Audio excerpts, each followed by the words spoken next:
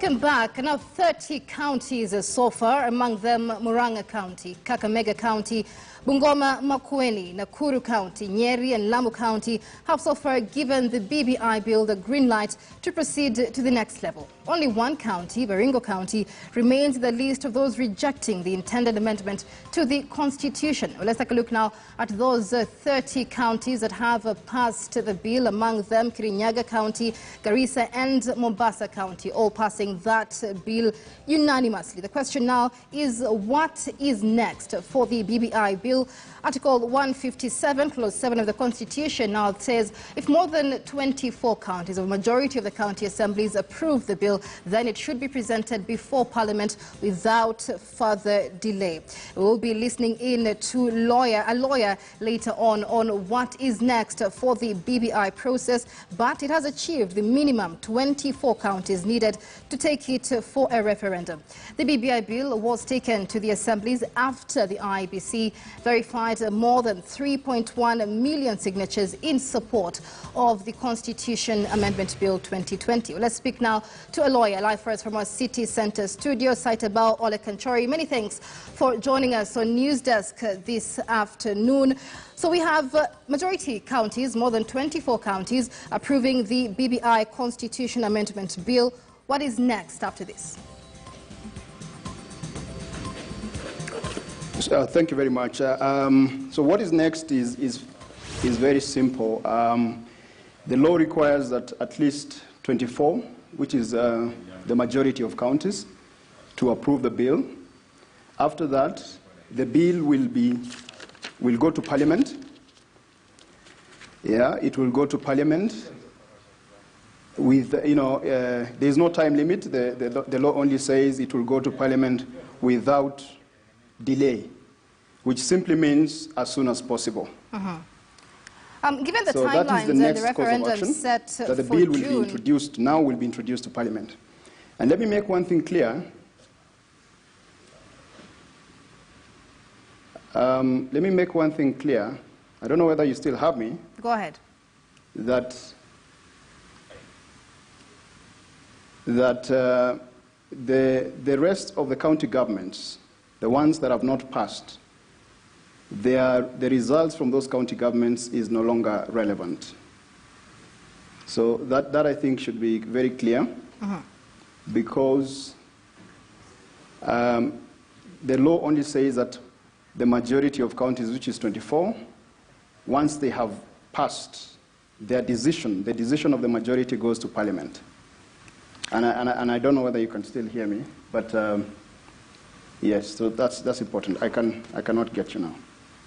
All right. All right. We understand we've lost the lawyer, Saitebao Olekanchori, because of an audio hitch. We'll endeavor to get him back for you. So 24 counties now, the intended threshold, having passed the BBI bill. Let's endeavor to speak to the lawyer again. Saitebao, can you hear me?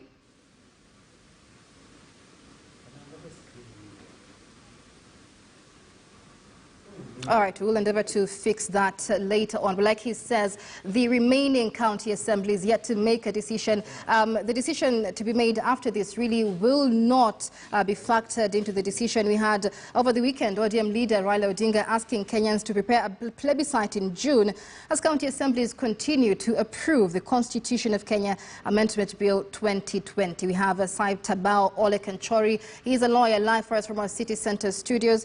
Can you hear me? All right, we do apologize for that once again. Let's just give you a recap of those 30 counties that have so far passed the BBI bill. And among them, Murang'a County. We also have the likes of Kakamega County, Bungoma County, Makueni County, Nakuru County, Nyeri County, Lamu County, Kirinyaga County, Garissa and Mombasa County, all of them having so far given the BBI bill the green light to proceed to the next level. One county, only one county so far remaining in the list of those rejecting the intended Constitution Amendment Bill. We'll be speaking later to our reporters monitoring the progress from different parts of the country. But we want to delve into what is next for the Constitution Amendment Bill, with the referendum having been scheduled for June this year. Lawyer Saitebao Olekanchori story is live for us from our city center studios. We apologize for that audio hitch. Can you hear me now? Thank you, Michelle. I think now I can get you. Great. So let's speak about the Constitution saying that the bill now moves to Parliament without delay. The timelines are rather short. What do we expect from both the National Assembly and the Senate? So once the bill is introduced to Parliament, then the normal parliamentary procedures and processes kick in. So the Constitution does not provide a timeline for Parliament, for the time within which Parliament needs to consider this bill. But as we expect, the speakers of both parliaments, that is both the Senate and the National Assembly, will now take the usual parliamentary processes, and then the matter will go to the floor of the House in the normal way of the normal debates, the readings and the debates, and then obviously it will go to a vote. And the law here, the Constitution only requires that it passes by a simple majority in each of the houses. So if a majority of members in each house pass the bill, it shall be submitted to the President for assent. But as we speak, more counties are still debating the bill. Like you say, the decision really will not be factored into what's next for BBI. But proponents of BBI had predicted this to be a Super Tuesday. Do you expect to have more numbers approving the bill? The more numbers are inconsequential in terms of what the law provides. Of course, the proponents of the BBI would want to see as many county governments as possible passing the bill or approving the bill. But in terms of just the legal threshold, it is only 24 out of the 47. And of course, because of time, I think in this case, the proponents of BBI would be looking more at the time factor as opposed to the political mileage of having more counties passing the bill. Right, and of course, as this moves to Parliament, many are expecting it to be a politically fueled debate, as we've seen with the BBI bill so far. What do we expect in terms of the numbers favoring either camp of this bill? And so Parliament, of course, will be quite an exciting place. I think the counties level, Kenyans have not had the occasion to really follow the debates at the county assemblies. But I think many Kenyans are waiting for the usual lively parliamentary debates, both in the National Assembly and in the Senate. But of course, given that this is a popular initiative, the threshold is very low. It is only a simple majority. Because, Michelle, I think one of the things that Kenyans need to understand is that there are two ways that the Constitution provides for amending the Constitution. The first is a parliamentary initiative, and the second is a popular initiative. In this case, the proponents or the backers of the BBI have opted for the popular initiative. And in terms of the popular initiative, the threshold for passing the bill at Parliament is very low. It's only simple majority. If it were a parliamentary initiative, then of course the threshold would have been quite high. It's 2/3 majority. And so I think many people expect that the simple majority of 25% will easily be met at both the National Assembly and the Senate. The other thing that I should say, maybe before I take your next question, is that yes, the bill will go to if it passes, or once it passes in both parliaments, it will be sent to the President, and it is actually the President who determines whether it requires a referendum or not, because it has to first be sent to the President. And if it requires a referendum, then the President cannot assent to it.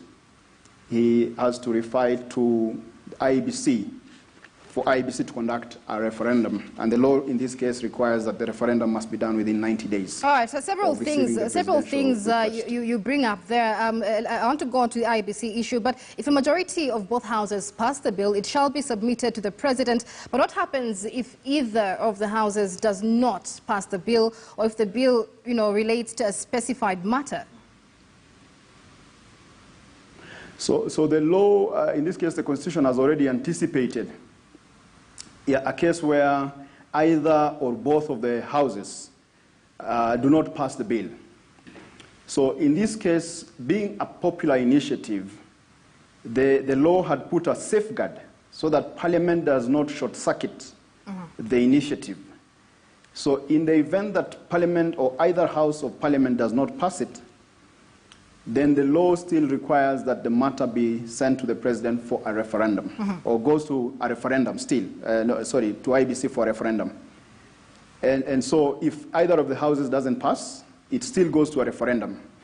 If, of course, in this case, there are matters that require a referendum, and the Constitution has provided those matters, and I think the proponents of the BBI in this case feel that the BBI touches on matters that require a referendum, then of course a referendum is still a prerequisite.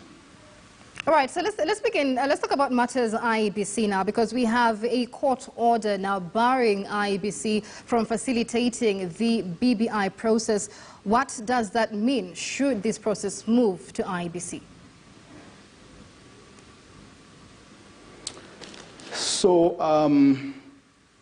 in my view, the court order would not necessarily. Okay, first of all, let me begin by saying that IEBC has 90 days within which to conduct the referendum.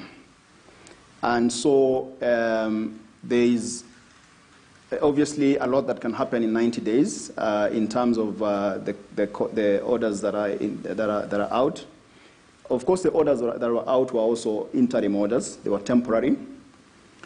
I do not anticipate that the referendum will be barred by a court order.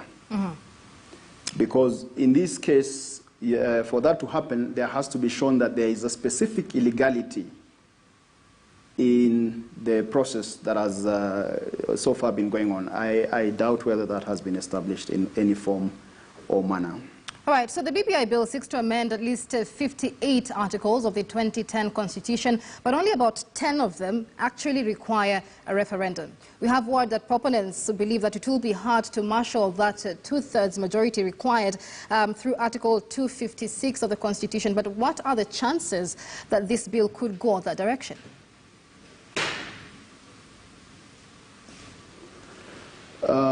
Well, Michelle, if you ask me, actually, from the very beginning, I have been of the view that a referendum in this case is more of a political decision as opposed to a legal decision. So most of the matters, you've said about 10 clauses or paragraphs or provisions in the bill that may require a referendum. In my view, they're less than that. They're actually fewer than that. So I want to think that the decision for a referendum was purely a political decision as opposed to a legal decision.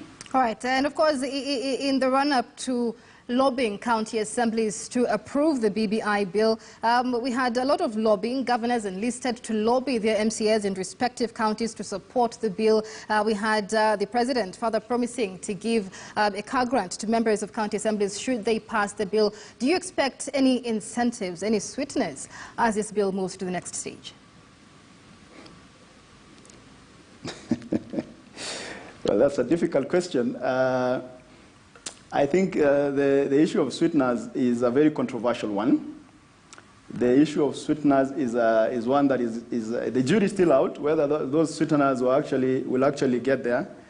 I think I would want to think that everyone concerned would want to see what the bill is in need for them before they pass it, as opposed to other sweeteners. I think the key sweetener in this case would be what does BBI change in terms of your life as a Kenyan? Your life, what are the benefits of this initiative and of the amendments proposed? I think that is what Kenyans should be asking, as opposed to parochial interests, parochial and personal interests. Right, and of course, after passing this bill, finally, we have counties like Nairobi County moving on to carry out popularization of this bill. But even before that, many had questioned the quality and the state of public participation in the county assemblies as they debate this bill. Your take on how it was carried out? I think I would be honest and say that obviously there's still a lot that could have been done better. The law, when the law said, or the Constitution says, the county governments, the county assemblies will have 3 months within which to consider. That time was obviously meant for all that to be done. But I think the only loophole that the Constitution made was to say within 3 months, as opposed to at least 3 months. So if the Constitution was very clear that the county assemblies will have at least 3 months to consider this bill, then of course there would have been sufficient and adequate time within which to conduct public participation, not just as a mock exercise, but an effective public participation. But because the Constitution said within 3 months, then it left the issue to county assemblies to decide how fast they can move. And of course, as we know, there was a rush for county assemblies to beat each other. There was a rush to the finish to see which one passes faster than the other. So not an ideal situation. But of course, I would say if the benefits outweigh the process necessarily, the substance is what matters at the end of the day, in my view.